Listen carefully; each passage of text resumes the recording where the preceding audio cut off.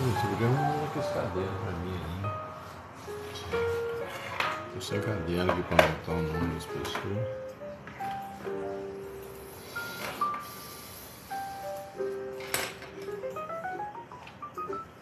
Vou pegar. Boa noite. Lourdes. Maria. Sejam todos bem-vindos. Mais uma vez, pela misericórdia do nosso Deus e Pai, pelo sangue precioso do Senhor Jesus, que naquela cruz do Calvário deu sua vida por nós.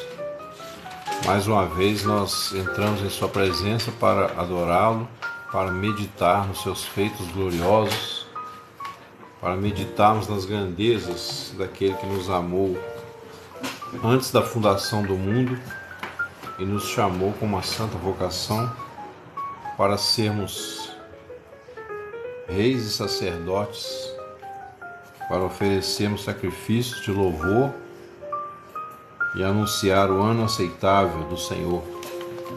Mais uma vez, agradecemos ao Senhor pela oportunidade, meu Pai, de estarmos não somente vivos, mas também separando esse tempo, esse momento, Pai, para adorar o Senhor, para ter essa comunhão. Amém, Isaac? Seja bem-vindo, irmão. E trazermos aqui, meu Pai, a arca do Senhor, que é a Tua presença, e sermos atraídos a Ti e o Senhor atraído a nós, pela nossa comunhão, pela nossa reunião, em nome de Jesus. Boa noite, amados. Retomando aí o estudo de Isaías, né, que ficou alguns capítulos ainda para trás. Hoje eu estava dando uma olhada aqui no capítulo 63 de Isaías. É muito maravilhoso, né? Tem muitas verdades ali gloriosas para nossas vidas e que nós podemos tirar aqui muitas coisas importantes para fortalecer e estabelecer a nossa fé, né?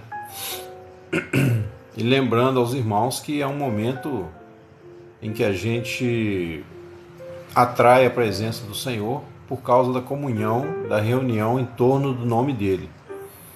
Então não é apenas um estudo bíblico, mas também é um encontro de pessoas, né, que já entenderam, que estão dispostas aí a separar um momento do seu dia para se dedicar ao Senhor, para servir ao Senhor, né, para adorar o Senhor em espírito e em verdade, e para contemplá-lo, para meditar nele, né, colocar no Senhor as nossas mentes, nossos corações, para que o Deus de paz nos santifique em tudo. Amém, amados? Então aqui no capítulo 63 de Isaías. Oi, Cleonice, boa noite. Luiz, boa noite, Pai do Senhor, sejam bem-vindos. A gente vai ver aqui, né, no capítulo 63 de Isaías, falando do Senhor Jesus na sua manifestação gloriosa. O profeta começa perguntando assim: quem é este que vem de Edom, de Bosra, com vestes tintas? Este que é glorioso em sua vestidura, que marcha com a sua grande força? Eu que falo em justiça, poderoso para salvar. Bom, a gente sabe que a palavra Edom tem a mesma raiz da palavra Adão, né? Então, quando ele fala esse que vem de Edom, ele está espiritualmente fazendo uma analogia ao fato de que o Senhor Jesus, ele se fez participante conosco, né, de carne e sangue. Adão significa um ser vermelho, né, um ser da terra. E Bosra significa curral de ovelhas.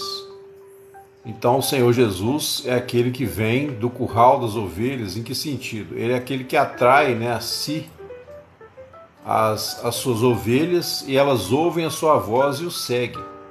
E por que ele vem com vestes tintas? Porque fala do sangue dele que foi derramado por nós, né? Este que é glorioso em sua vestidura. Vestidura fala o quê? De cobertura, né? Cobrir o pecado.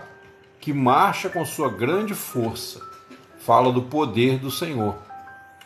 Eu que falo em justiça, poderoso para salvar. Aliás, o único, né, poderoso para salvar é o nosso Senhor, nosso Deus que se fez homem e habitou entre nós.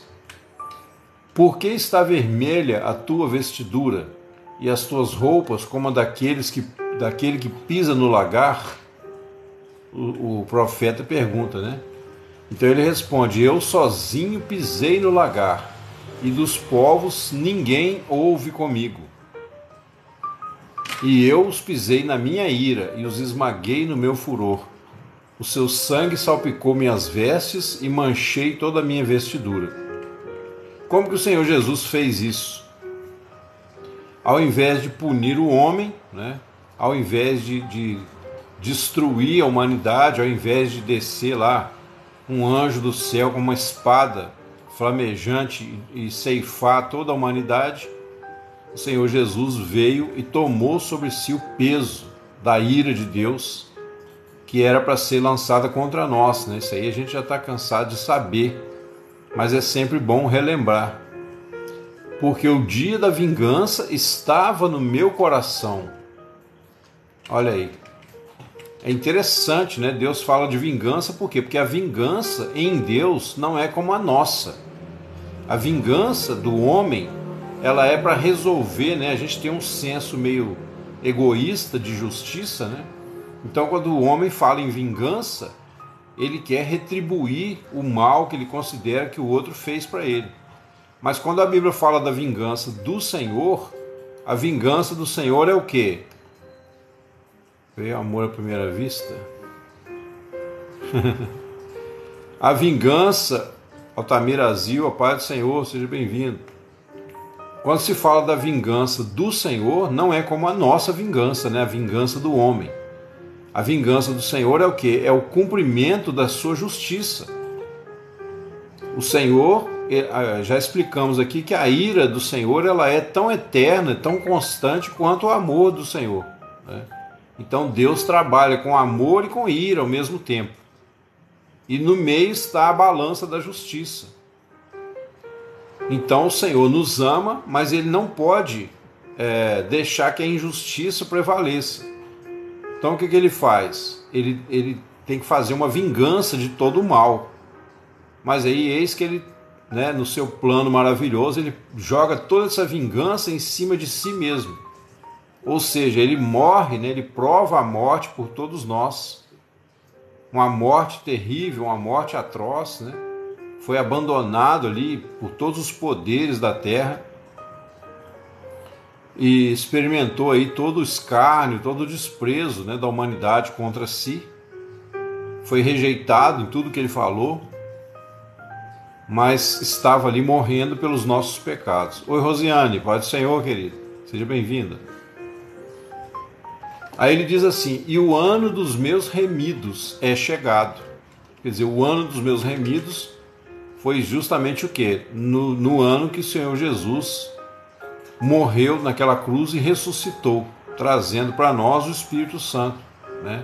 Então este é o ano dos remidos que Isaías profetizou mais de 700 anos antes.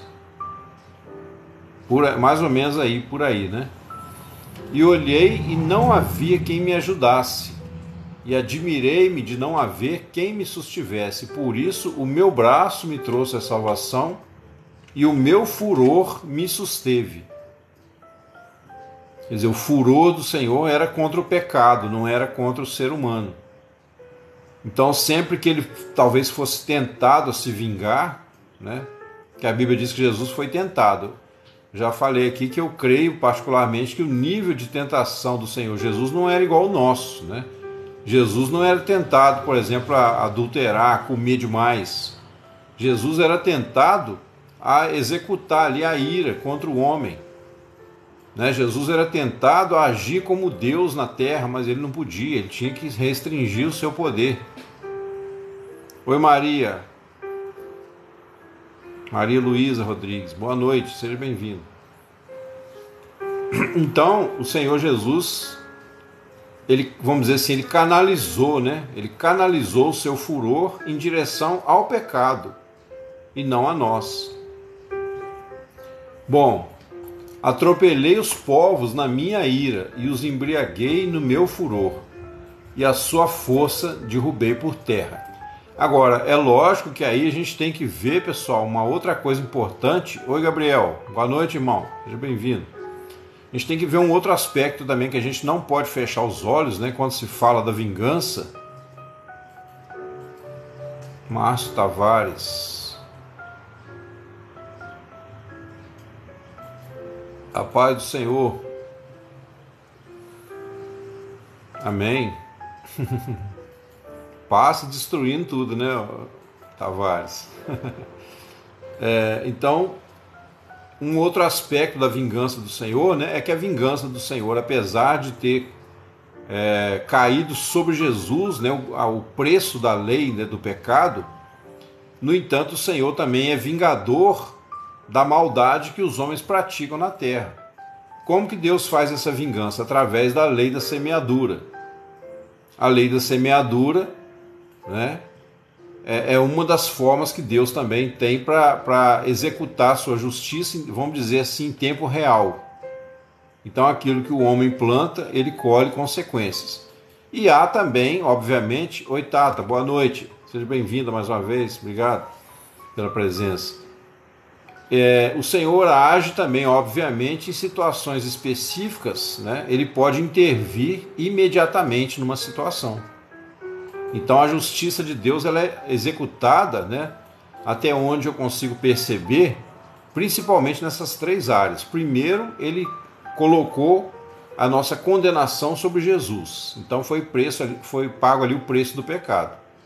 Em segundo lugar, o Senhor usa a lei da semeadura para fazer com que o homem colha consequência dos seus pecados. Isso também faz parte da vingança do Senhor.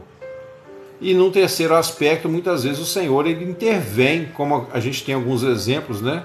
No caso do rei Herodes, quando ele fez aquele discurso lá, e o povo viu, né, ele como se fosse a face de um anjo, mas ele não deu glória a Deus, então ele caiu ali na mesma hora e, comido de bichos, expirou. Então a gente tem situações em que Deus executa a sua ira no ato, né?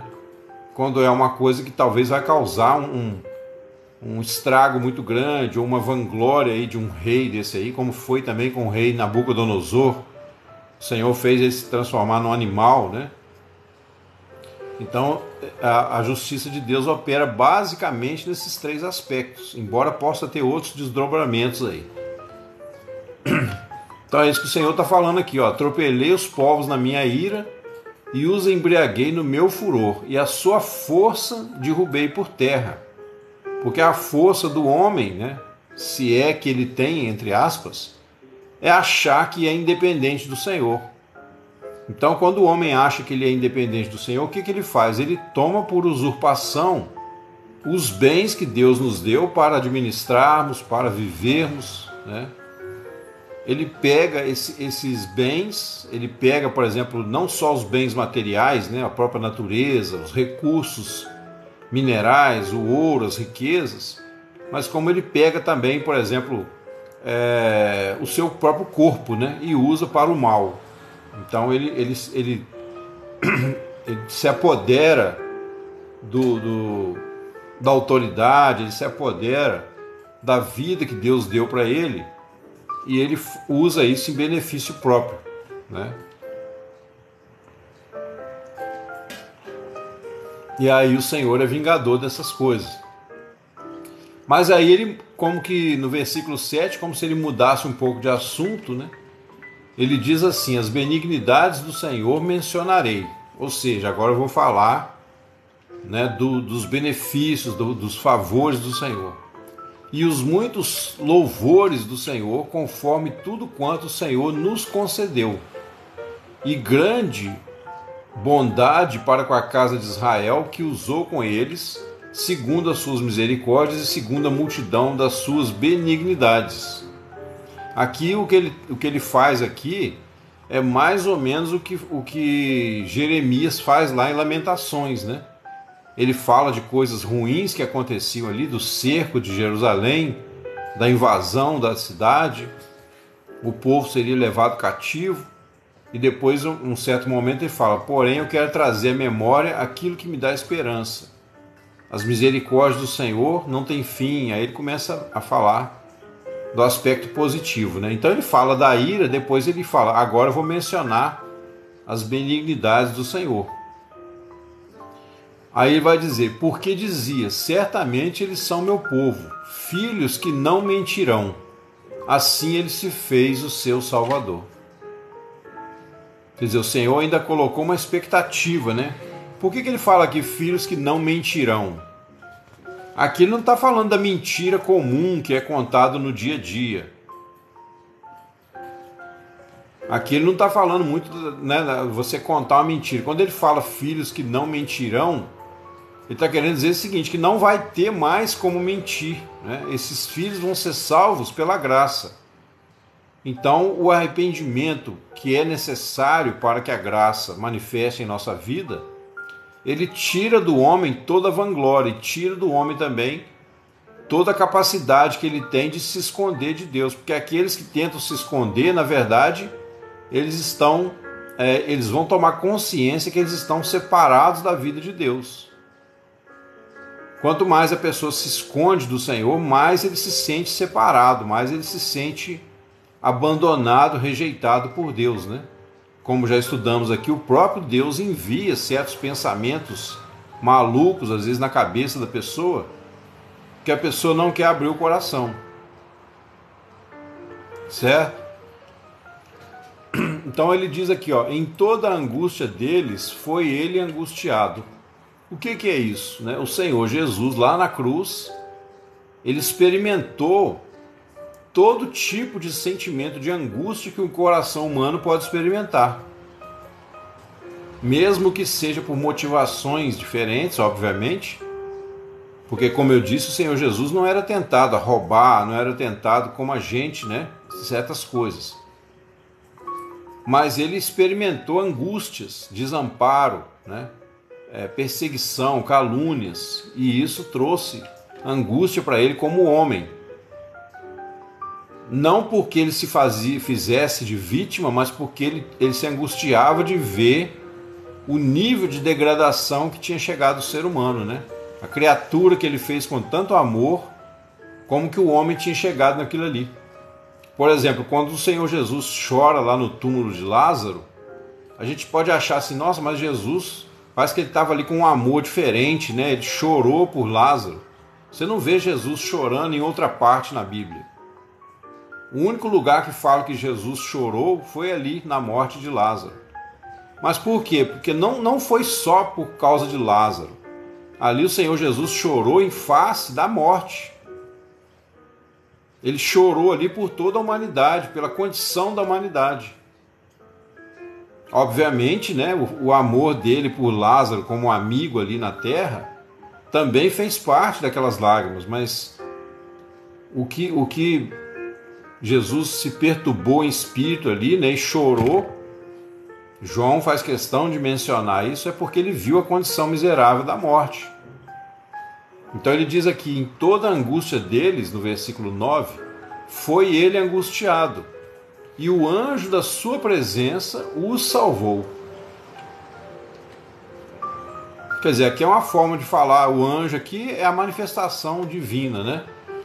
Os salvou. Pelo seu amor e pela sua compaixão, ele os remiu, e os tomou e os conduziu todos os dias da antiguidade.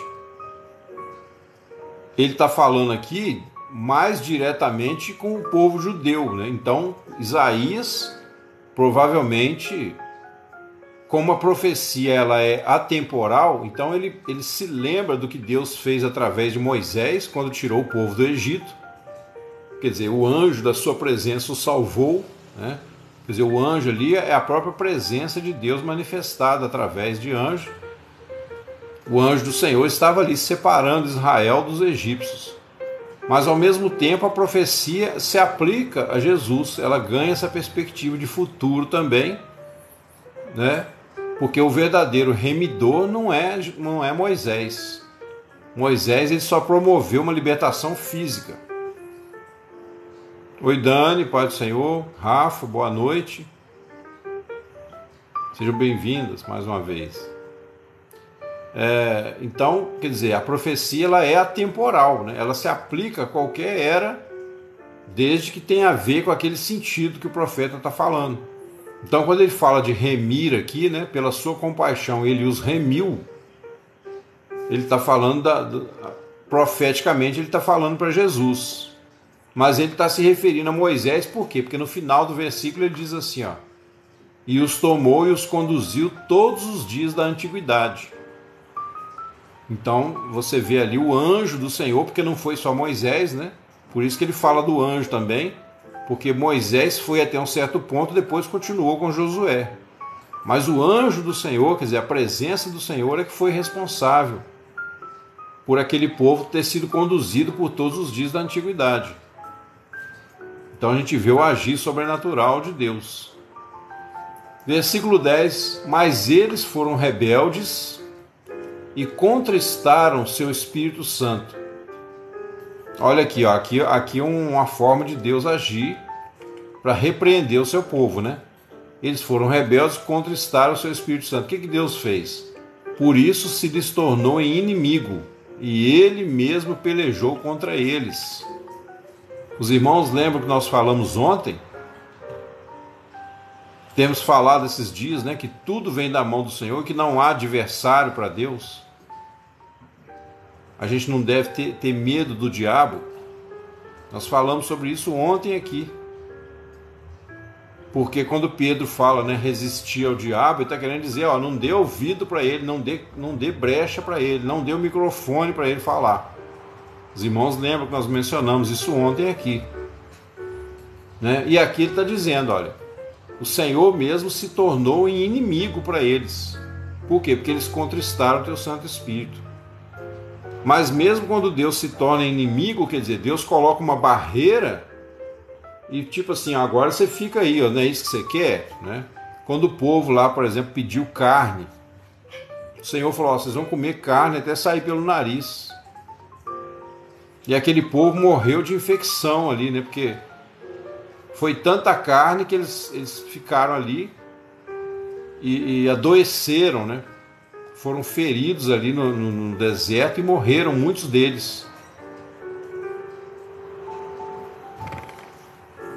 Tem muita promessa com mandamento. Eu pro joelho, para os nossos pais. Amém, Isaac. Isso mesmo. Bom, aí olha só, mas ao mesmo tempo que o Senhor, né, se tornou inimigo, pelejou contra eles, no versículo 11 já diz assim, ó, todavia se lembrou dos dias da antiguidade. Isso aqui também, pessoal, é muito interessante para ajudar a gente a entender uma coisa, né? O Senhor, ele mantém a sua ira, como nós dissemos aqui, né? Mas ao mesmo tempo, quando fala lembrou-se dos dias da antiguidade de Moisés, nós sabemos que, na verdade, o Senhor refreou, né? O Senhor se refreou de destruir a humanidade desde lá de Adão por causa do sacrifício de Jesus que seria feito, mesmo que no tempo para nós fosse no futuro, né, em relação a Abraão, a Moisés, mas no tempo de Deus é sempre no presente. Então, o sacrifício de Cristo tem valor para toda a humanidade. Então, Moisés é só uma sombra de Jesus, ele é um tipo para explicar para a gente essa questão da salvação, da santificação, né? O processo pelo qual nós passamos para sermos tratados, corrigidos pelo Senhor, para que a gente possa viver de acordo com a vontade de Deus. Então o Senhor desperta em nós, né, a fome, como diz lá em Deuteronômio, né, ele te deixou ter fome e te sustentou com maná. Então, ao mesmo tempo que o Senhor se tornou inimigo e pelejou contra eles, todavia se lembrou dos dias da antiguidade, de Moisés e do seu povo, dizendo, onde está agora o que fez subir do mar com os pastores do seu rebanho? Onde está o que pôs no meio deles o seu Espírito Santo? Olha aí como que o Senhor repreendeu aquele povo. Como que foi vamos dizer assim, a vingança de Deus ali, quando eles contristaram o seu Espírito Santo. O Senhor se afastou. O Senhor se afastou e eles ficaram, né? Onde está Onde está aquele que fez subir do mar? Quer dizer, onde está o Senhor? Aquele cujo braço glorioso ele fez andar à mão direita de Moisés, que fendeu as águas diante deles para fazer para si um nome eterno? Ele está fazendo várias perguntas, mas todas elas querem dizer uma coisa. Todas elas querem dizer o seguinte: olha o que vocês estão perdendo por terem abandonado o meu Espírito Santo, por terem contristado. Não é que Deus não está irado, né, vamos dizer assim. No amor dele, ele não está preocupado exatamente só com os pecados que a gente comete. Ele está preocupado também, entre aspas, né? Deus não se preocupa, mas falando assim, só para os irmãos entenderem, o que nós perdemos quando nós abandonamos a presença do Senhor. Quer dizer, a gente anda para trás, né? Como se você tivesse uma escada para subir, mas quando você faz certas coisas, você cai ali alguns degraus, né? Talvez 20, 30 degraus, depois você tem que subir tudo de novo. Então ele está dizendo isso, ele faz aqui algumas perguntas. Ó. Onde está o que fez subir do mar? Quer dizer, quem fez subir do mar os pastores com seu rebanho? Moisés e também um tipo de Cristo, né? Onde está o que pôs no meio deles o seu Espírito Santo? Quer dizer, onde está? Porque se o Espírito Santo não está agindo, né, se o Espírito Santo está silencioso na sua vida, você fica... É a pior correção que o cristão pode experimentar é quando o Espírito Santo deixa ele de lado. Mesmo sabendo que você não vai perder sua salvação se você é salvo, mas se você peca, o Espírito Santo se cala. E aí você experimenta o inferno na sua alma, porque você já estava acostumado a ouvir a voz do Espírito Santo e agora você não ouve mais. E isso é terrível, né? Aí ele continua fazendo uma outra pergunta. Ó. Aquele cujo braço glorioso fez andar a mão direita de Moisés, que fendeu as águas diante deles para fazer para si um nome eterno. Olha aí, olha quando ele fala aqui, ó, fendeu as águas diante deles. Tipo assim, vocês experimentaram um milagre tão grande. As águas de Moisés ali do Mar Vermelho representam o nosso batismo em Cristo. Não aquele batismo nas águas, não, mas o batismo, quando nós cremos, né? Quando nós cremos em Jesus, a Bíblia diz que nós morremos com Ele para o pecado e renascemos para Deus. Esse é o maior milagre que Deus pode fazer na vida de uma pessoa, porque se trata de vida eterna. Então, quando Deus te dá o dom da vida eterna, isso aqui é tipificado pelas águas que foi aberta lá diante do povo de Israel, do Mar Vermelho. O apóstolo Paulo vai dizer, todos foram batizados em Moisés, né? Como que eles foram batizados?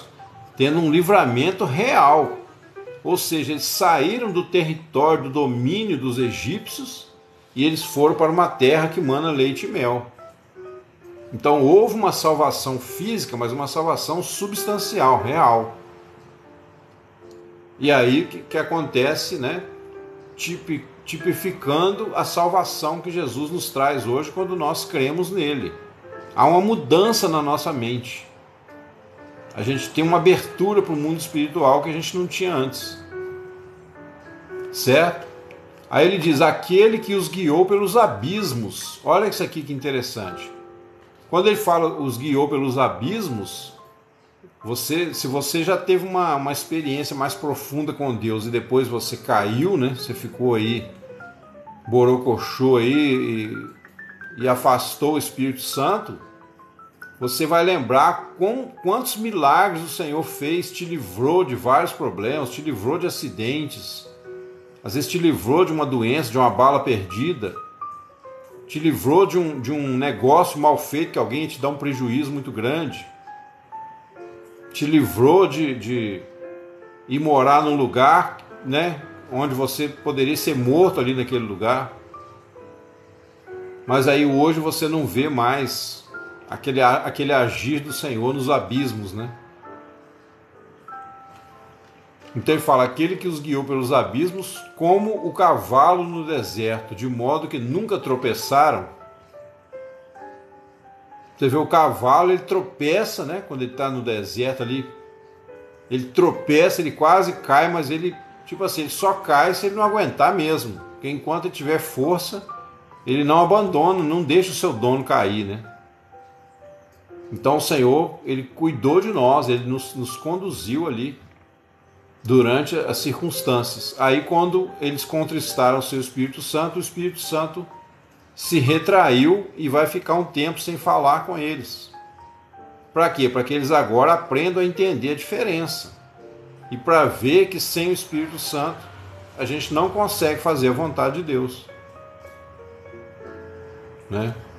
Bom, como o animal desce ao vale, o Espírito do Senhor lhes deu descanso. Assim guiaste ao teu povo para te fazeres um nome glorioso. Eu creio que aqui, nesse momento, há uma dor no coração do profeta, colocado, obviamente, pelo Espírito Santo. A dor é do Espírito Santo, né, na verdade. Porque a Bíblia diz que ele geme por nós, com gemidos inexprimíveis. O Espírito Santo tem ciúme de nós, ele anseia por nós. E o ciúme dele é por quê? Porque ele nos ama, né? Ele não quer ver a gente se destruir ao invés de aceitar o dom gracioso que ele tem para nós, a gente ficar se destruindo por aí. Então ele tem esse zelo, o trabalho dele é para nos proteger, mas ele não pode nos forçar. Então ele fica numa situação difícil. Difícil não porque algo seja impossível para ele, mas porque ele não pode nos impedir se a gente quiser pecar, se a gente quiser fazer alguma coisa fora da vontade de Deus. O Espírito Santo simplesmente ele fala, mas se ele vê que você não vai ouvir, ele para de falar. Porque ele não força a barra. Não pode, né? Senão fere o livre-arbítrio. Então, assim como o animal desce ao vale, quer dizer, a gente lembra inclusive das ovelhas, né? A Bíblia fala lá que Davi, né? Ele andava lá pelo vale da sombra da morte, se fosse preciso, atrás da sua ovelha perdida. Então, da mesma forma, o Senhor também, o Espírito do Senhor lhes deu descanso, né? Quando o pastor está ali junto com as ovelhas ficam tranquilas, por quê? Porque elas sabem que tem um pastor para defendê-las. E Davi, por exemplo, que é um tipo, né, do pastor, uma figura de Jesus como o nosso pastor, ele enfrentou o leão, enfrentou o urso. Ele tirava a ovelha da boca do leão, mas não deixava o leão matar a ovelha. Então assim é o Senhor com relação a nós, né? Aí ele diz assim: atenta desde os céus e olha desde a tua santa morada, santa e gloriosa morada. Onde estão o teu zelo e as tuas obras poderosas? Aqui a gente vê então o profeta, né, pelo próprio Espírito Santo, intercedendo junto a Deus, pedindo misericórdia. E isso é uma outra coisa importantíssima para nós. Se você caiu, se você está sentindo que a sua vida está amarrada, né? Parece que Deus não fala mais, parece que você não tem mais vontade de viver a palavra, né? De andar com Deus, então o que te resta agora é clamar. E você vai ter que clamar até que a sua oração seja sincera. É por isso que o Espírito Santo talvez tenha se afastado da sua vida. Porque se você não obedeceu, né, se você entrou numa situação que você entristeceu o Espírito Santo, você parou de obedecer, então ele vai deixar você de molho agora até que você se arrependa. Por isso que Jesus fala lá em Apocalipse: arrepende-te, pois, de onde caíste, e volta e pratica as primeiras obras. Porque senão brevemente virei e removerei teu candeeiro. Ou seja, o Espírito Santo não vai falar com você mais. O tal será salvo, como que através do fogo, disse lá o apóstolo Paulo. Né? Você será salvo pelo fogo, mas somente o Espírito, né? A alma vai ser perdida se a pessoa não tomar essa atitude.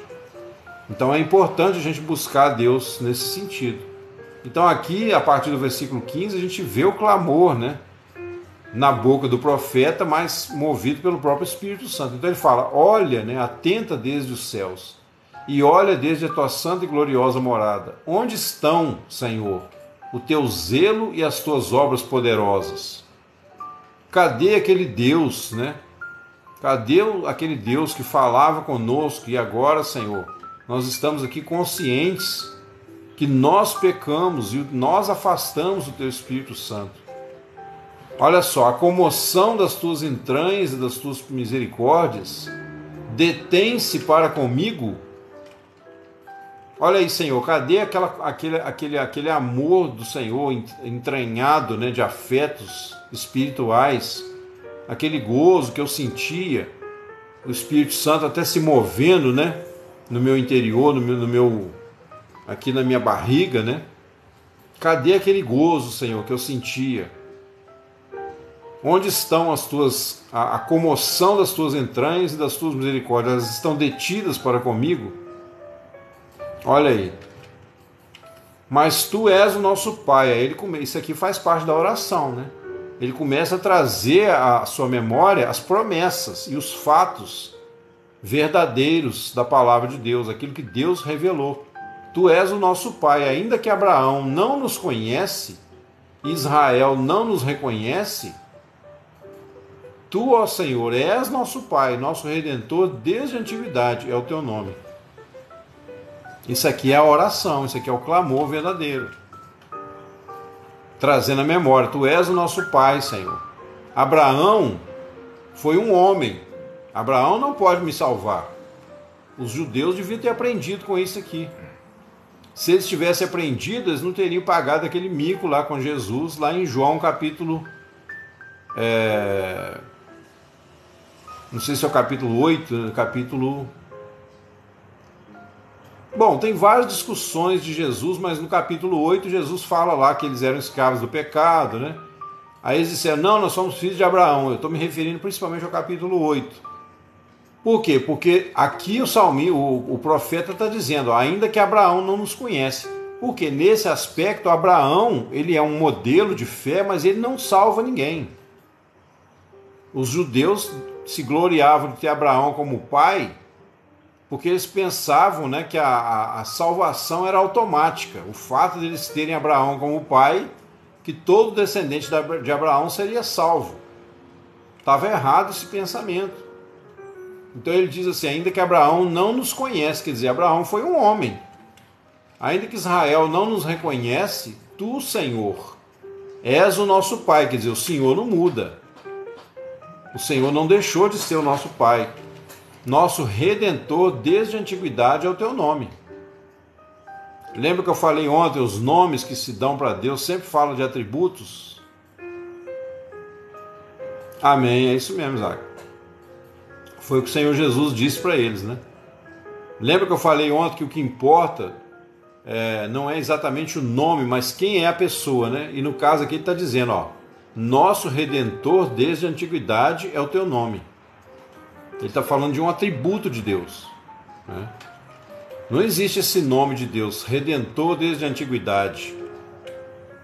Mas aqui ele está falando teu nome nesse sentido, é um atributo do Senhor. E aí ele pergunta assim, ó, por que, ó Senhor, nos fazes errar dos teus caminhos? Olha aí, outra coisa que nós falamos aqui esses dias. Lembra que eu falei que o próprio Deus é que da boca dele procede o bem e o mal? O Senhor envia às vezes a operação do erro. E a operação do erro, até um certo nível, ela não é o fim, tá, pessoal? A operação do erro é porque, tipo assim, se você não quer viver na vontade de Deus, Deus envia uma situação que você vai desejar o outro lado. Amém, Isaac. Que bênção. Obrigado aí pelo testemunho. O Senhor vai enviar para você um pensamento contrário. Lembra, né, Rosiane? Então ele fala assim, ó, por que nos fazes errar? Quer dizer, poxa, Deus está me fazendo errar? De certa forma, sim. Se você se afastou, virou as costas para o Senhor vai te meter um espírito aí de loucura, entre aspas, né? Até um certo nível você vai ficar cair numa soberba de achar que está tudo certo. E aí talvez você vai tentar voltar e não vai conseguir durante um tempo, até você renovar o seu entendimento e falar, não, agora, se eu tomar uma decisão agora, né? Se o Senhor me deu uma segunda oportunidade, eu não posso brincar mais. Então o Senhor permite aí um espírito de erro aí, em certo nível, para levar as pessoas ao arrependimento. Lembra da igreja primitiva? Por que nos faz errar os teus caminhos? Por que endureces o nosso coração para que não te temamos? Olha aí, você vê que aqui, ó, o profeta fez exatamente o que eu falei com os irmãos.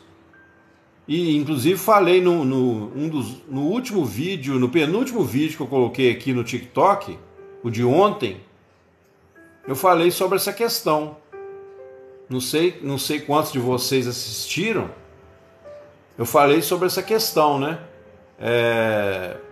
Que a pessoa que caiu num estado de afastamento, ela não deve atribuir ao diabo ou a qualquer outra criatura o poder de ter feito isso com a pessoa. Foi o próprio Deus que fez. Então você não tem que ir lá discutir com o diabo, né? Igual esse negócio de... Tem até algumas músicas, né, que falam aí que você tem que meio que tipo assim, tomar do diabo aquilo que o diabo levou, né? Que o diabo levou lá os anos que foram consumidos pelo gafanhoto, você tem que ir lá e tomar posse do que é seu. É como se você fosse lá e desse uma lapada na cara do diabo e falar, devolve aqui o que é meu, né? Os sonhos que foi embora, não sei o que se perdeu, né? Levante-se do chão, erga um clamor, tal. Mas no final das contas, você não tem que ir lá brigar com o diabo, porque o diabo fez você cair, não. O diabo te tentou, você já está numa situação, talvez, um coração aí meio duro. Então o que você tem que fazer é reconhecer que em última análise foi o Senhor que te botou nessa situação.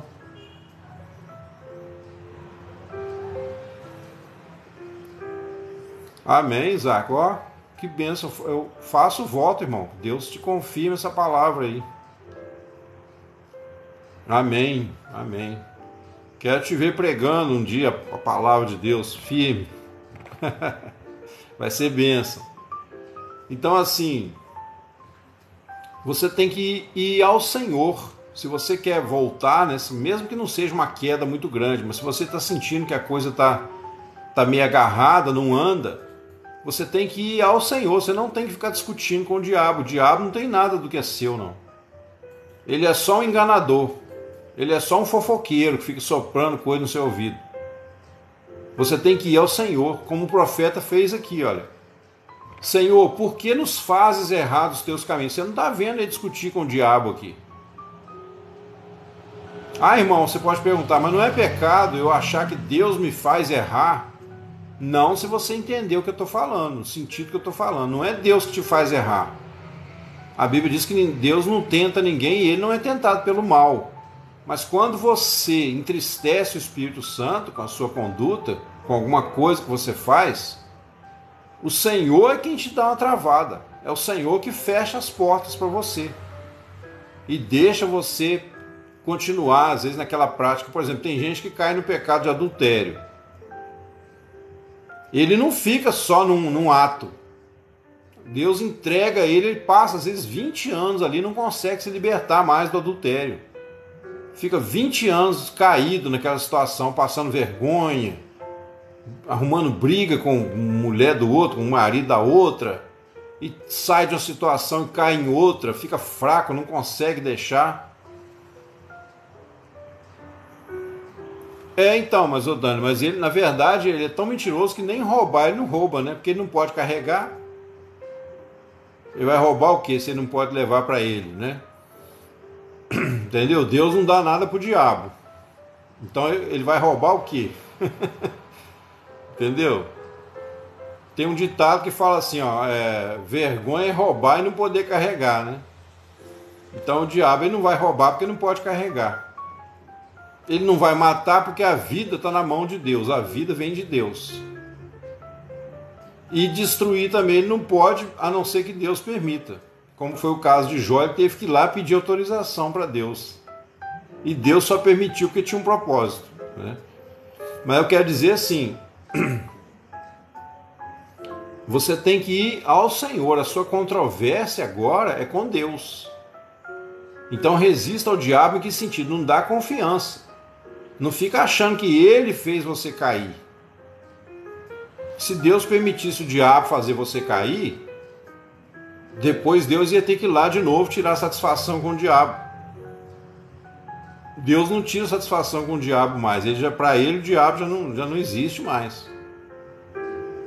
Já está derrotado. Então você também não tem que ir lá, né? Entendeu? É basicamente assim, os irmãos lembram. É exatamente, Rafa. Olha só, vocês lembram que ontem eu fiz aquela analogia aqui do cara preso, né? O bandido preso. Vocês lembram? Eu falei ontem.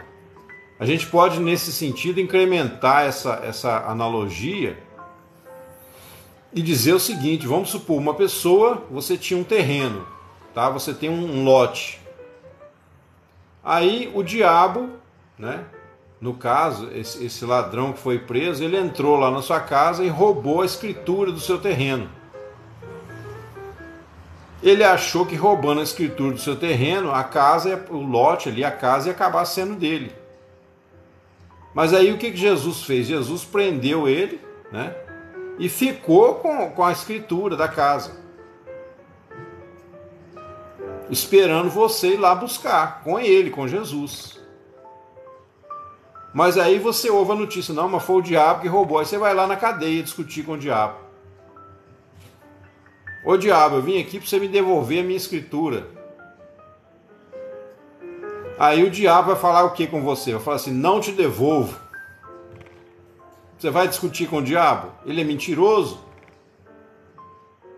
Então você vai lá reivindicar a sua escritura? Falou: ô diabo, eu vim aqui porque eu quero a minha casa de volta, em nome de Jesus, eu te repreendo, eu te amarro. E o diabo, kkkk, vai rir da sua cara e vai falar: não devolvo, não devolvo. E a escritura não está com ele, porque ele não é dono de nada. Agora, a hora que você entrar em desespero, que você vê que você está cultuando mais o diabo do que o Senhor, aí você vai para os pés do Senhor, você vai chegar lá: Jesus, o diabo roubou o meu terreno. Aí Jesus fala: não roubou não, está comigo, tudo é meu, não tem nada dele nessa cidade. Ah, Senhor, então o que eu faço? O Senhor fala: ó, clama a mim, né? Pede para mim. Então você tem que pedir ao Senhor. Amém?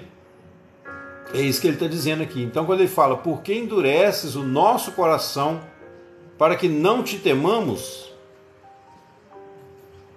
Exatamente, Dani. Esse é o segredo.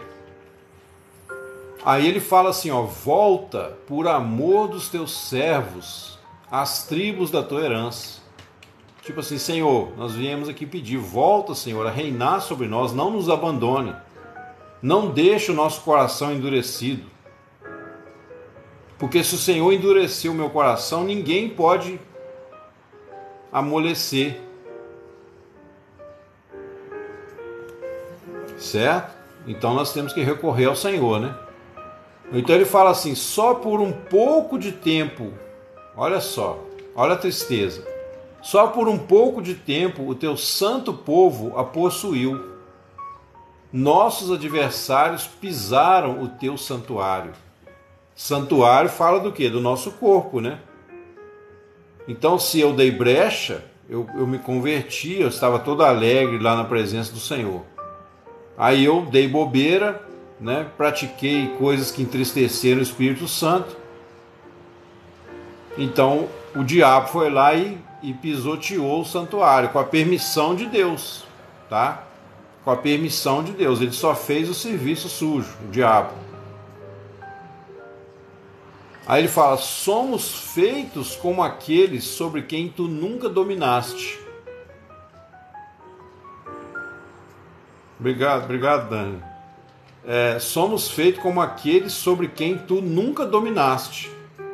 Tá vendo aí, ó? E como os que nunca se chamaram pelo teu nome. É uma situação triste. Aí você fala: irmão, mas você colocou aqui no título da live promessas de Deus em Isaías, você está falando de coisas tristes. Mas se a gente olhar nas entrelinhas, se isso está escrito aqui, pessoal, se isso está escrito aqui é para mostrar para a gente que há uma saída. A promessa é justamente o quê? Que o Senhor não vai te desamparar. E que você precisa ter um conhecimento correto, né? Você encontra nas entrelinhas o amor, aquela entranha de compaixão, né, que o Espírito Santo tem por nós, como está aqui nós lemos aqui no versículo... Onde é que foi, gente? O versículo 9 fala: pela sua compaixão os remiu, né? Aqui, ó, a comoção das tuas entranhas. Não sei se os irmãos já sentiram isso, né? Às vezes quando o Espírito Santo está agindo muito forte na vida da gente, você sente até uns repuxões assim no estômago aqui, na barriga, né? Parece que dá uns... igual contração, imagino, né? Deve ser. Igual a mulher grávida quando o neném está próximo de nascer, né? Ela sente aquele toque ali, aquele repuxão na barriga. Então o Espírito Santo, quando ele traz para a gente, por quê? Porque ele tem entranháveis comoções por nós, ele se comove lá do íntimo. O amor do Senhor por nós é muito grande. Tão grande que a gente às vezes se escandaliza com isso. Por isso que Jesus falou: bem-aventurado aquele que não se ofende em mim. Bem-aventurado aquele que não se escandaliza em mim. O que Jesus quis dizer? É você não achar que a coisa é tão grande, tão inalcançável, que você não desfruta nada. Você tem que crer acima da razão. Lembra que nós falamos aqui?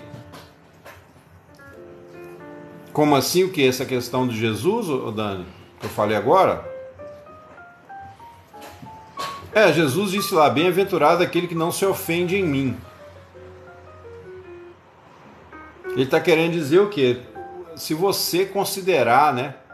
Tipo assim, você olha para a grandeza de Deus, aí você tem um temor, né? Você sabe que o Senhor é Deus, que o Senhor nos ama e tudo, mas você acha que é uma coisa tão inacessível para você que o medo te domina e você não toma posse do amor de Deus. É isso que é se ofender em Jesus, né? Então Jesus falou: bem-aventurado é aquele que não se ofende em mim. Ou seja, aquele que tem humildade suficiente para, mesmo sabendo que a salvação é algo tão glorioso, tão grandioso, mas ele diz: ó Senhor, se o Senhor me dá, então eu aceito, né? Eu quero. E a pessoa toma posse daquele amor. E aí você passa a confiar no amor de Deus, porque sem essa confiança, tudo que você faz fica sem sabor, né? Fica com sabor de medo. Fica com a sensação assim de que você está sendo condenado o tempo todo. Eu passei por isso no início da minha fé cristã. Eu tinha uma sensação assim, por mais que eu acreditasse no Senhor, mas parecia que na minha consciência tinha sempre uma condenação, assim, um medo, né? Sabe, um sentimento assim de que no fundo eu não era digno. Até o dia que eu entendi que eu não era digno mesmo. Então, Dani, aí vai a dica. Você tem que sentir que eu estava pensando errado, né? Eu achava que eu tinha que me sentir digno. Mas como é pela graça, é porque Jesus sabia que não tinha dignidade nenhuma em nós, que merecesse essa salvação. Então era o contrário, eu tinha que chegar a um ponto de entender que eu não era digno mesmo. E por isso, né, que Deus usa de misericórdia. Tem uma história que eles contam como verdadeira, né? Não sei se eu já contei para vocês aqui, que é muito interessante para ajudar a gente a entender essa graça de Deus. Dizem que no tempo de Napoleão era muito rigoroso com seus soldados, né? E aí um determinado soldado ele foi acusado lá perante Napoleão de ter dormido no posto de guarda. Ele estava lá, né, de vigia à noite, com certeza lá no castelo lá do imperador, e ele foi acusado de ter dormido em serviço. Então Napoleão mandou chamar ele e falou assim: ó, amanhã você será morto.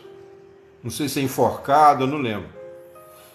Aí a mãe do soldado tomou uma atitude, né, corajosa, e foi lá e começou a gritar no portão: eu quero falar com o Napoleão, eu quero falar com o Napoleão. E o pessoal: vai embora, Napoleão não tem tempo para você, não sei o que. Ela falou assim: não, ele não pode fazer isso com meu filho. Não, mas ele desobedeceu, ele dormiu no posto, ele sabia que estava errado, ele dormiu. Falou: não quero saber, eu quero falar com o Napoleão. E tanto ela chorou e gritou que eles permitiram que ela, né, dera a notícia para Napoleão. Napoleão mandou a mulher entrar. Aí ela chegou na presença dele e falou simplesmente assim: eu vim aqui pedir que você perdoe o meu filho. Aí Napoleão, né, falou assim: o seu filho não merece perdão. Ela falou: por isso mesmo que é perdão, que se ele merecesse não seria perdão.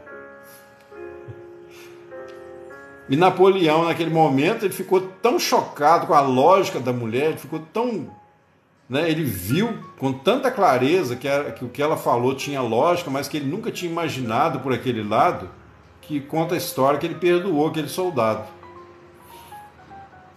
Não sei se os irmãos entenderam, né? Quando ela falou: eu vim aqui pedir que o senhor perdoe meu filho, ele falou: seu filho não merece perdão. Ela falou: por isso mesmo que é perdão. Se ele merecesse, não seria perdão. Então, meus amados, quando eu falo para vocês aqui, amém, amém, Isaac. Quando eu falo para vocês aqui, né, que a gente tem que descansar, né, tem que orar, buscar a Deus na oração e abrir o coração para o Senhor, é justamente isso. Por exemplo, Dani, se você está com esse sentimento, você mesmo falou, né, você tem um sentimento assim de culpa diante de Deus. Por que você não pode chegar diante de Deus em oração e falar: Senhor, eu quero te servir, eu quero andar na tua presença, mas por que eu sinto essa culpa? Por que eu sinto isso? Como que eu me livro disso, Senhor? Aí o Senhor, né, se você ainda não tiver esse conhecimento, o Senhor vai te lembrar, vai te mostrar, talvez com o tempo, que você tem que chegar à conclusão que você não merece mesmo. É que o amor de Deus, pessoal, ele não espera nada de nós. Senão não seria amor verdadeiro. O amor que espera alguma coisa em troca não é amor verdadeiro. Nós, seres humanos, a gente fala que ama, a gente sempre quer alguma coisa em troca, mas Deus não é assim. Então o amor de Deus, ele é completamente proveniente dele mesmo. Deus nos ama não é por causa de nós, é porque ele é amor.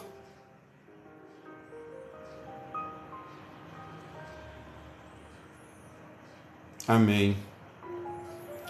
Entendeu? O sol, por exemplo, o sol, ele nos dá o seu calor porque nós merecemos o calor do sol? Não, porque o sol é calor. O sol nos dá a sua luz por quê? Amém, é verdade, Rafa. Por que o sol nos dá a sua luz? Porque nós somos bonitos, simpáticos? Ou porque o sol é luz? É um atributo do sol, entendeu? Independentemente se amanhã não tiver nenhum ser humano na Terra, vamos supor que acontecesse uma guerra, né, nuclear e morresse todo mundo. O sol vai continuar lá brilhando em todo o seu esplendor. A não ser que essa guerra afetasse toda a galáxia, né? Mas eu creio que não.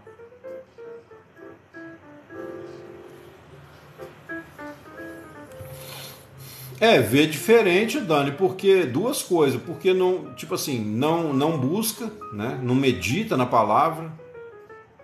não pede socorro de Deus. Não pede socorro, entendeu? Eu vou dizer para os irmãos, eu não sou perfeito não, é por isso que eu sempre rasgo meu coração diante de Deus. Começou alguma coisa a me incomodar, um sentimento estranho, eu já falo, Senhor, tem misericórdia de mim, Senhor, não deixa eu embarcar nessa não. Se você embarcar no seu próprio sentimento, você está no estado de adorar outros deuses. Lembra que eu falei ontem? Porque os sentimentos ruins, pessoal, um pensamento ruim, um pensamento tenebroso, ele sempre te puxa outros pensamentos tenebrosos. A tendência de um pensamento tenebroso é levar a outros piores. Então você tem que fazer essa interrupção, você tem que cortar isso, clamando a Deus. A vida, né, a vida que ilumina os cantos escuros da nossa alma, ela vem dele. O amor de Deus nos constrange. Julgando nós isso, um morreu por todos, logo todos morreram.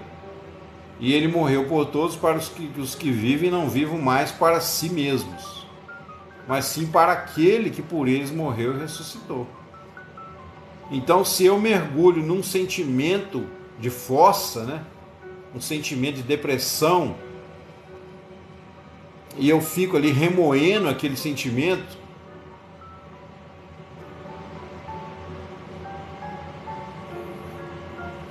então, Dani, mas o que acontece? É porque, infelizmente, a maioria das pessoas, né, elas estão tão presas resolvendo o seu próprio problema, tentando resolver do jeito delas.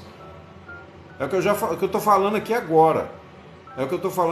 Se você entrar num sentimento, vamos supor, se você tiver pensamentos ruins e você não cortar aquilo ali na oração, na palavra, você vai cair em outros pensamentos mais tenebrosos ainda. Entendeu? Então isso também é considerado o quê? Adorar outros deuses. E no caso aí o Deus é você mesmo, são as vozes na sua cabeça.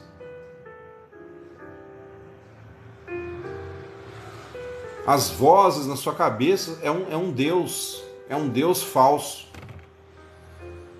Até as ideias que nós temos a respeito de Deus, tem hora que a gente tem que pedir a Deus socorro. Senhor, eu estou pensando algo a teu respeito, mas será que é isso mesmo? Me ajuda aqui, meu Pai. Eu não quero fazer do Senhor um ídolo à minha imagem. Você só cala o diabo com exemplo.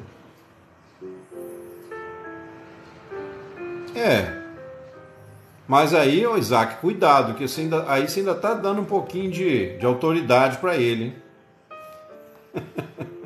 Lembra do que eu falei. Não dá nenhum direito para ele não, entendeu? A Bíblia não fala para eu calar o diabo, ela fala para eu resistir, né? Tipo assim, é igual vamos supor que você tem um vizinho que gosta muito de brigar, discutir. A hora que ele vier, em vez de você ficar tentando debater com ele, você fecha a porta na cara dele. Aí ele fica lá gritando do lado de fora, você vai lá para dentro e vai fazer outra coisa, vai orar. E você já sabe que se você for discutir com ele, mesmo que você ganhe no argumento, mas você se suja, né? Porque você fica ali batendo aquele papo ali, a pessoa brigando, falando. Não, sim, então, mas o exemplo ele é importante para as pessoas, né? Entendeu? Mas se você tem esse vizinho chato, né? Você não tem que ficar ali discutindo com ele, porque mesmo que você ganhe no argumento, mas você vai se desgastar. Você está dando um valor para ele que não deveria. Você está dentro da sua casa, fecha a porta na cara dele e fala, não vou conversar com você. E vai lá para dentro e deixa ele gritando lá de fora. Né? Então, basicamente é isso que a gente tem que fazer com relação ao diabo. Não dá nenhum tipo de autoridade para ele. Qualquer coisa que você fale em relação a ele, você está dando autoridade para ele. Sou da aldeia. Tem vizinho não, Isaac? Você é o que, índio?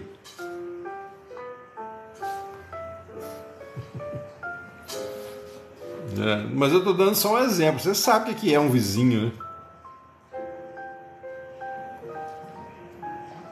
Pois é, mas mesmo que aí não tenha, meu amigo. Tô dando só um exemplo. Entendeu? Ah, você é indígena mesmo? Sério? Sabia não, é? Ah, que legal.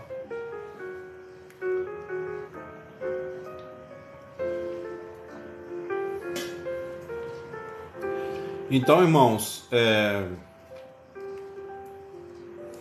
à vista, né, do que a gente tem falado, principalmente nesses últimos dias, né, depois desse retorno nosso aí, a nossa ênfase aqui tem sido essa exclusividade que a gente tem que dar ao Senhor na nossa vida, entendeu?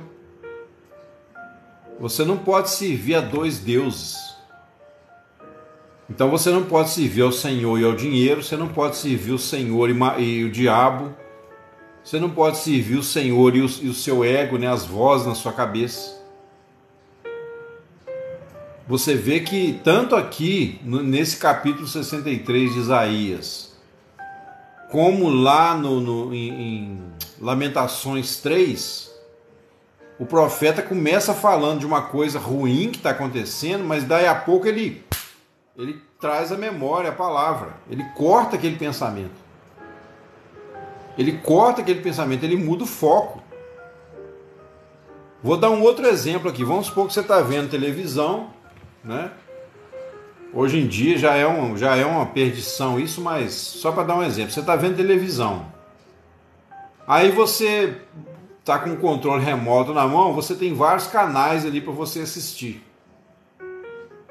Aí você passa lá, chega num determinado canal, tá passando um filme de terror. Aí você começa, né? Você fica curioso, porque tá indo um cara com a faca na mão, assim, no escuro, né? Você fala, ah, meu Deus, o que vai acontecer? E você começa a embarcar no filme. Daqui a pouco você tá todo nervoso, porque a mulher tá lá tomando um banho, né? Igual que esse filme antigo lá do Alfred Hitchcock, né? Aquela coisa horrorosa. A mulher tá lá na banheira, lá tranquilo, tomando banho dela. E o cara vem com aquela faca e você fica ali vendo aquilo. Ué, se você fica vendo é porque você gosta daquela porcaria. Agora, o que você faz? Muda de canal. Porque senão daqui a pouco você tá gritando, mulher, abre seu olho aí, mulher, o cara vai te esfaquear. Você começa a brigar com a televisão. Não é assim? Por quê? Porque a televisão hoje está substituindo a mente das pessoas. A televisão hoje está pensando por você. Ué.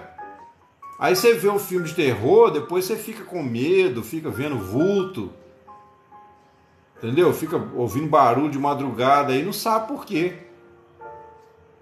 Não estou falando que é o seu caso, não, tá, Dani? A Dani já colocou, não assista o filme. Mas eu estou dando um exemplo do filme de terror, mas vamos lá. Vamos supor que você resistiu, né? Aí você não... Você falou, não vou ver esse negócio. Aí você muda de canal. Aí cai num canal lá de política. Aí o seu político favorito está sendo difamado. Estão falando mal dele. Aí você começa a ficar nervoso de novo. Aí você fala, não vou ver isso agora, não quero me estressar. Aí você muda de canal. Aí você mudou de canal, tá lá um futebol, né? Aí você fala, vou ver um futebol, né? Afinal de contas eu mereço relaxar um pouquinho. Aí você tá vendo futebol, mas daqui a pouco, se bobear, você tá xingando o jogador. Ô burro, olha aí, você não tá vendo a bola, não sei o que. Pois é, aí ó. Então, quer dizer, essas coisas estão te fazendo pecar. Por quê? Porque você está deixando a televisão ser a sua mente naquele momento.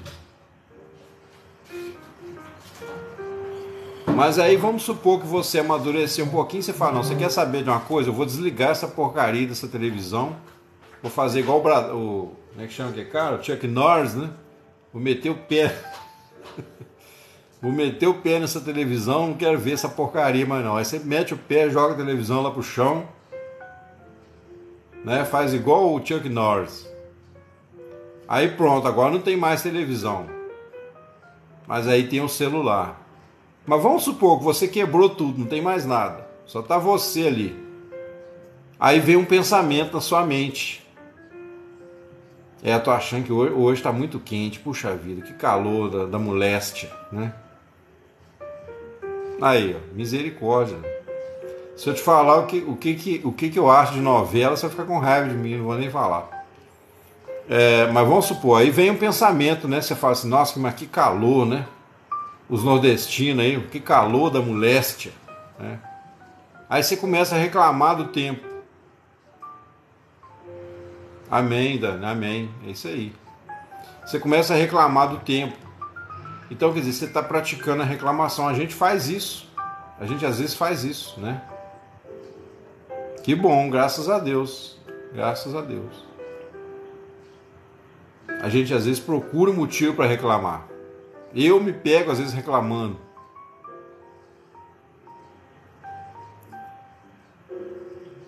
Eu não vou falar não, tá, Isaac? O que eu penso de novela, não. Acho que até já falei uma vez aqui, mas aí quem pegou, pegou. Quem não pegou, um outro dia eu posso falar sobre isso. Mas enfim, então você tem que pensar, pessoal, você tem que lembrar, né? Que a nossa mente, lá no plano original de Deus, ela era apenas uma ferramenta para você relacionar com Deus e com as pessoas do lado de fora. Para você saborear o mundo, né? Saborear a natureza. Para você desfrutar, né? Você vê lá, lá em Eclesiastes, fala assim, filho meu, anda pela vista dos teus olhos, né? Mas saiba que de tudo isso prestarás conta. Quer dizer, os olhos, eles não se cansam de ouvir, os olhos adoram ver. Eu, por exemplo, gosto muito de ver paisagem bonita, né? Locais bonitos. Quando eu vejo aquelas praias maravilhosas, né? Por exemplo, lá do Havaí, quando eu vejo aqueles Alpes suíços, né? Com aquelas casinhas de madeira, eu fico com vontade de chorar, de tão bonito que eu acho. Eu falo, gente, Deus ainda vai me levar para um lugar desse, em nome de Jesus, para eu passar nem que seja uns dias lá. Pois é. Então, assim, quando a gente usa a nossa mente, né, para apreciar as coisas com a forma correta, esse é o papel da mente. A pesca de mar de brinquedos da Noruega. Então, quando você, por exemplo, você está usando a sua mente para estudar, por que a leitura é uma coisa tão importante, pessoal? Aí eu vou dar um exemplo aqui agora da questão de ler a Bíblia, que aí vai ajudar vocês a verem o contraste. Ou ler um livro também bom da palavra, né, principalmente, para quem quer crescer na vida espiritual. Falar nisso, né, eu deixei uma tarefa de casa, eu não sei quem já tá cumprindo essa tarefa, que é ler aquele livro, A Vida Cristã Normal, né? Daqui uns dias eu vou perguntar de novo, vou dar um tempinho aí, mas não vou esquecer não, tá, pessoal? Mas então eu vou dar um exemplo. Quando você lê um livro ou lê a Bíblia, você, normalmente, né, os livros mais sérios, nem gravura não tem. Por quê? Pois é, eu vou puxar a orelha ainda. Por que os livros sérios nem gravura não tem? Porque você vai ler ali, você vai simplesmente trabalhar a sua mente, a sua imaginação. Então você lê, por exemplo, né, se você pegar os evangelhos, vamos supor, você pegou lá, vou pegar aqui João, né? Você pegou o evangelho de João, aí você vai ler lá, vou escolher aqui um capítulo aleatório aqui, João capítulo 5. Exatamente, você abriu lá a sua Bíblia, aí você lê assim, ó, depois disso havia uma festa entre os judeus, e Jesus subiu a Jerusalém. Ó, você está imaginando, né? Talvez você nem sabe o que é Jerusalém, você não conhece nada lá, mas você está imaginando assim, é uma cidade, então tem lá o templo, tem algumas coisas que a gente vê, né, na Bíblia, alguma informação. tem lá os vendedores, né? Então Jesus foi para Jerusalém, que era uma das principais cidades da época. Ora, Jerusalém, há próximo à Porta das Ovelhas um tanque, chamado em hebreu Betesda, o qual tem 5 alpendres. Aí você imagina aquelas colunas, né? Nesse jazia uma grande multidão de enfermos, cegos, mancos, ressecados, esperando o movimento da água. Você fala, pô, Jerusalém também tem gente supersticiosa.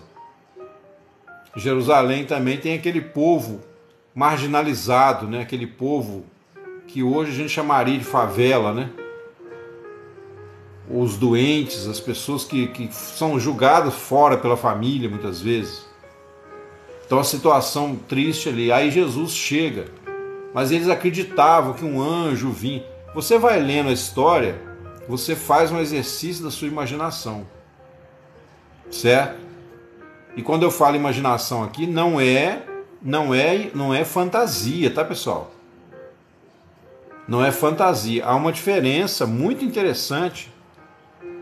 Vê se você pega aí a visão do que eu vou falar. Quando a gente fala de imaginação, a imaginação é boa. A imaginação, ela é de Deus, por quê? Porque você imaginar é criar imagens, né? Então, se você se imagina ali na presença de Deus, ouvindo a palavra, quando você lê o Sermão do Monte, né? Jesus subiu um monte, assentou ali, aproximaram-se os seus discípulos. Então você está usando a sua imaginação porque a gente pensa através de imagens. Só que a imaginação, ela é consciente, você sabe sobre o que você está imaginando. Você quer imaginar sobre um assunto, seja com a ajuda da palavra, de um livro, ou seja, na hora que você vai pensar mesmo, ler um livro, orar, né, por exemplo. Na oração também você acaba usando a sua imaginação. Não tem como você falar ou pensar sem imaginar. Então a imaginação é saudável. Agora, a fantasia é quando você começa a perder o controle da imaginação. Dá para entender isso? Quando você começa a perder o controle, porque a imaginação ela tem que ser consciente, senão não é imaginação. Aí é qualquer outra coisa. Agora a fantasia, né? A fantasia, primeiro, ela é voltada para pensamentos egoístas. A fantasia sempre está ligada ao egoísmo. Agora, a imaginação em si, ela é igual à água, né? Então é como se a imaginação fosse a água e a fantasia fosse uma água contaminada, uma água envenenada. Uma água impotável, uma água que você não pode beber. Se você bebe, você passa mal. Você vai pegar verme na barriga, lombriga, solitária, seja lá o que for. Que aí são os demoninhos, né, que vão entrando e vão fazendo morada ali na pessoa. Então você tem que saber essa distinção, porque imaginar não é pecado. A verdadeira imaginar, ele faz parte. Tudo que você fala, você imagina. Não tem como você falar assim, filho, pega uma água para mim lá, um exemplo, né? Ele já pegou, tá aqui, eu tô só brincando. Não tem como você falar isso sem imaginar a água, nem que seja num relance de segundo, né? Você imagina o copo, né? Pega um copo com água para mim. Ou então eu falo, fulano de tal, pega um caderno que esteja aí agora do seu lado, né? E anota aí. Mesmo que você não faça, mas você vai pensar no caderno. Já me aprofundei em alguns textos, a natureza aflorou.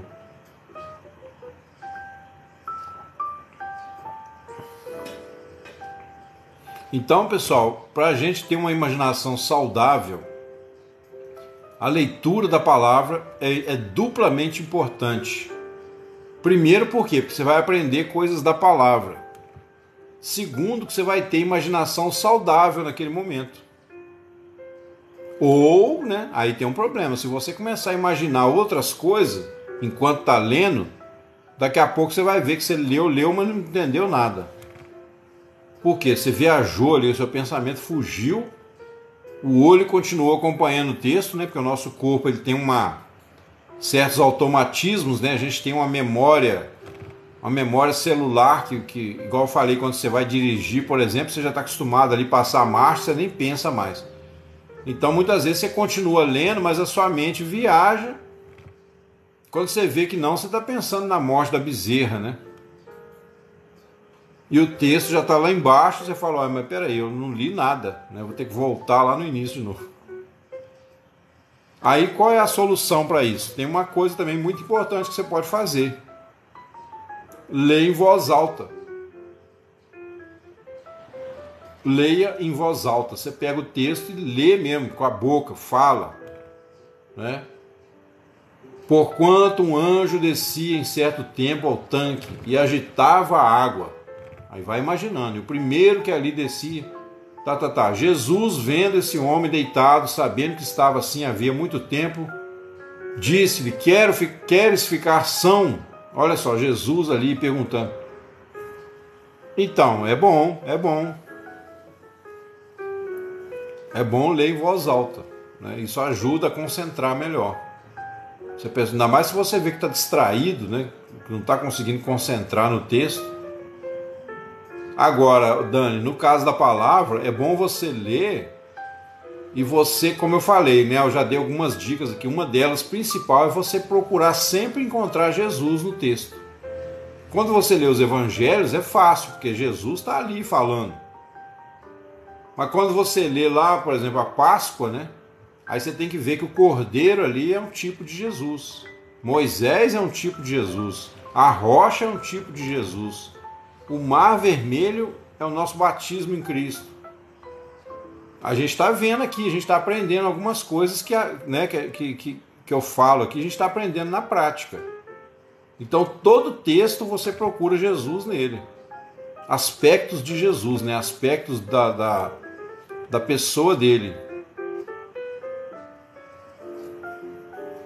Aquilo ali foi só um milagre. Ele não viu Jesus porque não entendi, ô Isaac. Aquilo ali foi só um milagre. Ele não viu Jesus.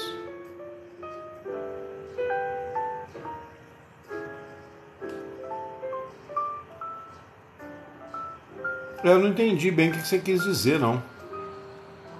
Se você quiser explicar diferente. Você está querendo dizer do fato que no versículo 13 fala que o que fora curado não sabia quem era, né? Mas ali, na verdade, Jesus se omitiu de propósito, né? Jesus tinha que sair dali sem fazer alarde, né? Senão aquela multidão ali ia pular todo mundo em cima dele, entendeu? Nós não sabemos por que motivo Jesus foi ali só por causa daquele homem. Talvez os outros já tivessem tão presos na superstição que não iam crer. Jesus conhece o coração. Mas Jesus não queria criar nenhum alarde, né? Então ele falou, saiu de fina, fez o milagre, mas saiu de fininho e depois ele encontra o cara, né? No final Jesus aparece para ele.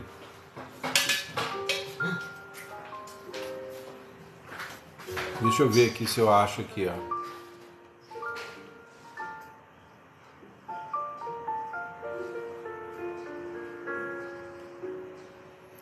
Depois Jesus o encontrou, ó, versículo 14. Depois Jesus o encontrou no templo e disse: Eis que já estás são, não peques mais para que não te suceda coisa pior. E aquele homem foi e anunciou aos judeus, olha só, que Jesus era o que o curara.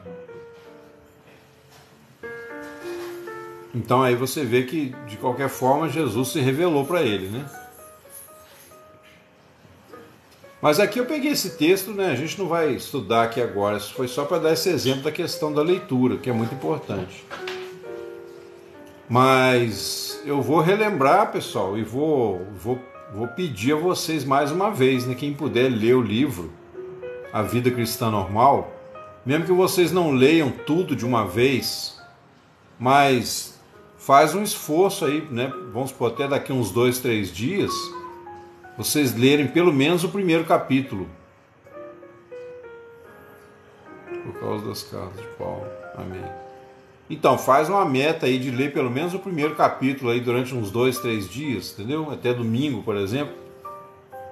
Fala, até domingo eu vou ler pelo menos o primeiro capítulo do livro. Que aí de repente, na segunda-feira, por exemplo, a gente já pega e faz um comentário ali de algumas coisas. Não, eu sei, Dani, eu sei que o tempo é escasso para todo mundo, principalmente quem está trabalhando fora, né, o dia inteiro, mas é um sacrifício mesmo, né? Senão, se você não fizer também, você acaba sendo engolida pelos problemas do dia a dia, aí cai naquilo que Jesus falou, né? Comiam, bebiam, casavam, se davam-se em casamento, entendeu? Imagina no dia que Jesus voltar, você falar, Senhor, não tive tempo de subir não, porque eu estava trabalhando.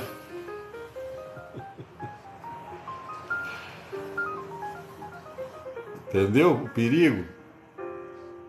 Senhor, não percebi que o Senhor veio não, porque eu estava trabalhando. Você acha que Jesus vai aceitar? Não vai, né? Então a gente tem que fazer um sacrifíciozinho.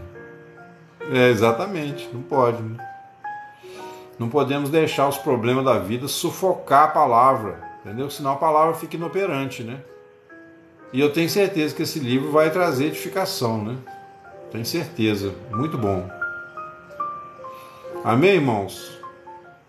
Eu fico por aqui, agradeço mais uma vez a presença dos irmãos, né? Esse momento aí que o Senhor Jesus receba como aroma suave, né? Receba como uma oferta de amor, não porque nós mereçamos alguma coisa por estarmos reunidos, mas o próprio ato da gente se reunir com amor, igual a gente tem feito, o Senhor se agrada disso. Inclusive um dia desses, irmãos, para frente aí, talvez até amanhã, eu quero falar um pouco sobre a importância das boas obras na nossa vida, tá? Eu quero falar sobre isso, para a gente ver o lugar correto das boas obras, como que a gente deve ter a nossa atitude com relação, porque tem gente também que acha assim, como eu sou salvo pela graça, parece que as boas obras é até um pecado, né? Não posso fazer boa obra, senão tá parecendo que eu sou salvo pela lei. Mas as boas obras têm um papel muito importante e tem um lugar muito bem definido na vida do cristão, né? Então nós vamos falar sobre isso, se Deus quiser. Mas o Senhor se agrada, né? Eu vou falar só esse ponto. O Senhor se agrada daquilo que a gente oferece a Ele por amor. Então esse momento é uma oferta nossa, né? É uma oferta de amor que na verdade faz bem para nós mesmos, né? O Senhor não precisava dessa reunião nossa aqui. Mas mesmo por causa do amor dele, ele vendo que a gente está reunido, né, em torno do seu filho, ele se agrada, né? Estou devendo sobre o que, Dani? Me lembra aí. Sobre o que eu falei agora?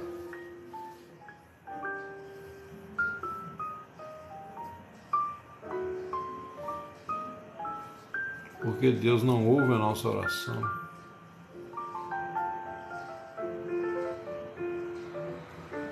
Dani, mas eu falei que ia falar isso aí nesse sentido, porque eu tenho falado um pouco sobre isso esses dias, né? Talvez eu não tenha feito uma live específica, mas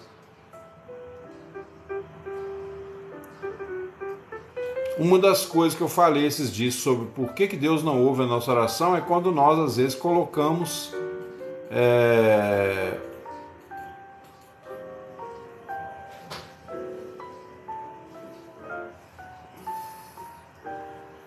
sim, não, eu posso falar sim mais algumas coisas, mas, por exemplo, a questão da gente, como eu falei, se a pessoa está no estado de adorar outros deuses, né, o Senhor não ouve. Se a pessoa entristecer o Espírito Santo se afasta, aí Deus não ouve. Porque Deus ouve o Espírito Santo dentro de nós. Quem leva a nossa oração para Deus é o Espírito Santo. Então a gente tem que ter cuidado, né? Mas eu posso falar mais coisas sobre isso, né? Aí a gente vai meditando aí. É isso, pessoal. Quero agradecer aí mais uma vez, né? Pelas curtidas, pela presença dos irmãos, os presentinhos aí, tá dando, obrigado. E dizer para os irmãos que tem sido um momento, né, muito importante, um momento que nós atraímos a presença do Senhor para as nossas vidas e também acaba que nós desenvolvemos aí essa comunhão, essa amizade, né, esse amor aí de irmãos.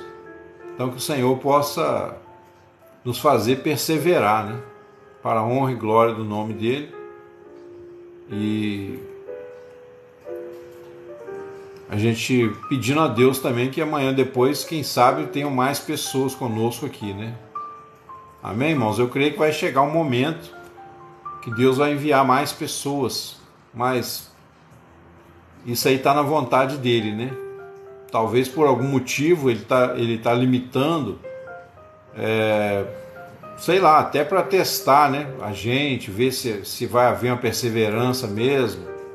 Então eu estou aqui motivado pelo Senhor, pela palavra, né? O resto eu deixo na mão de Deus. Amém? Boa noite, Rafa. Boa noite. Boa noite a todos os irmãos aí, tá? Que Deus abençoe. Vocês tenham uma excelente noite de sono, aí, uma noite de paz, uma noite de alegria, de comunhão com Deus. Que vocês orem aí antes de dormir, né, Rosiane? Amém. Possamos orar, entregar nossa vida na mão de Deus. Amém. Até amanhã. Amanhã, pessoal, vou fazer uma live de manhã, tá? Vai ser entre 8, eu vou começar entre 8 e 8 e meia, mas é provável que eu comece às 8 mesmo, porque eu tenho uma aula depois, 10 e pouco. Então estou querendo fazer uma live amanhã de manhã. Aí vocês estão convidados desde já, né? E que Deus permita, né, que dê tudo certo. Amém? Boa noite, Maria. Boa noite a todos. Amém. Amém.